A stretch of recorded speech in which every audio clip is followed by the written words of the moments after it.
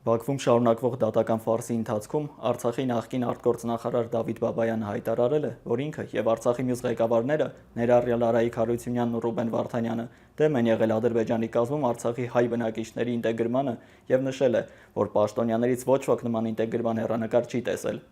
Ադրբեջանի իշխանությունն ու մամուլը այս ցուցմունքը համարում են անջատականության փայլուն վկայություն, մինչդեռ Բաբայանի միտքն ակնհայտ է, չեն կարող նույն համակցության մեջ գոյատևել զոհն ու դահիճը։ Ապրիլի 6-ին Ռուբեն Վարդանյանի ընտանիքը նրա ֆեյսբուքյան էջում հրապարակել է Արցախի նախկին պետնախարարի ուղերձը, որտեղ Վարդանյանը երախտագիտություն է հայտնում բոլոր նրանց, ովքեր զորակցում ու աջակցում են իրեն։ Արցախի ազգային ժողովի նախագահ, Հայ հեղափոխական դաշնակցության բյուրոյի անդամ Դավիթ Իշխանյանը ապրիլի 3-ի դատավարությանն իրեն մեղադրանք առաջադրած 6 դատախազներին հայտարարել է, որ 1992 թվականից Արցախի պաշտպանության բանակի կազմում կռվել է Մոնթե Մելքոնյանի գլխավորած ստորաբաժանման կազմում որպես գումարտակի հրամանատար և մասնակցել է Արցախյան առաջին պատերազմին։